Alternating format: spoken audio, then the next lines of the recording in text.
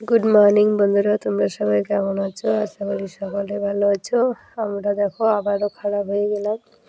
আর সেই শরীরটা ভীষণ খারাপ করেছে, ও প্রচণ্ড কষ্ট পাচ্ছে।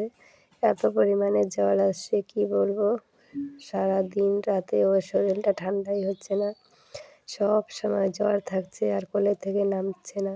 তো এখন রেডি হয়েছি, যাব আলিপুরে, ওকে ডাক্তার দেখাতে নিয়ে যাব। এখন ডাক্তারের কাছে না নিয়ে গেলে আর হচ্ছে না, এতটাই বাড়াবাড়ি হয়ে গেছে। তো দেখো ওকে রেডি করিয়ে দিয়েছি। সকাল থেকে তো কোল থেকে নামছেই না, এখন একটু হাঁটাহাঁটি করছে।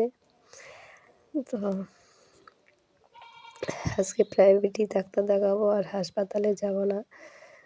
তো বেশি মন মেজাজও ভালো নেই, কারণ বাচ্চা শরীর অসুস্থ থাকলে শরীর এমনিতেই নিজেরও ভালো লাগে না। 24 ঘন্টাই মনে করো, যখন রাত্রে ঘুমাচ্ছে তখনও জেগে আছি, এরপরেও ওকে নিয়ে সারাদিন কোলে করে বেড়াচ্ছি। শুয়ে থাকলেও ওর পাশে বসে থাকতে হচ্ছে, রান্নাবান্না ঠিকঠাক করতে পারছি না, খাওয়া দাওয়া টাইম মতো হচ্ছে না। তো কী করবো, ও তো এখন বড় হয়েছে, ওকে কোলে নিয়ে তো সব কিছু করা যায় না, তাই না? তো সোয়েটার পরিয়ে নিয়েছি দুটো, যেহেতু অনেক দূরে যাব, তো ঠান্ডা লেগে যাবে, এমনি ঠান্ডা। তো রেডি হয়ে গেলাম সবাই, এখন বেরোবো। তো যেতে যেতে আর ভিডিও করতে পারবো না, কারণ ওকে ঢেকে নিয়ে যেতে হবে, মোবাইল ধরার মতো অবস্থায় থাকবো না হয়তো।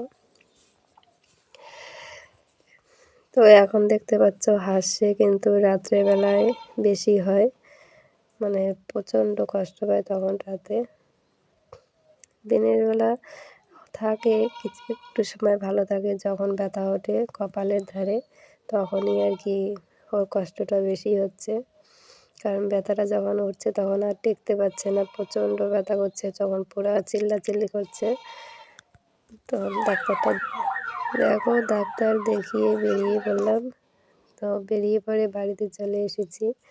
তো আরশিকে ডাক্তার বলেছে ওর দুপাশে টনসিল ফুলেছে আর সর্দিটা বসে গিয়েছে, তাই কপালে ব্যথা হচ্ছে।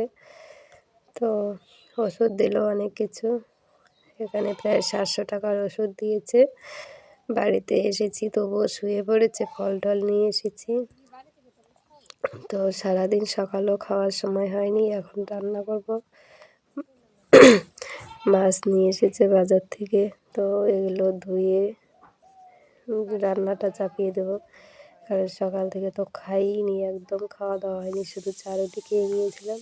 দেখো আমি মাছ ধুয়ে রান্না বসিয়ে দিয়েছি, এখানে মাছটা ভেজে নিচ্ছি। আর আশি বিছানায় শুয়ে আছে, একটু পরে পরে বমি করছে।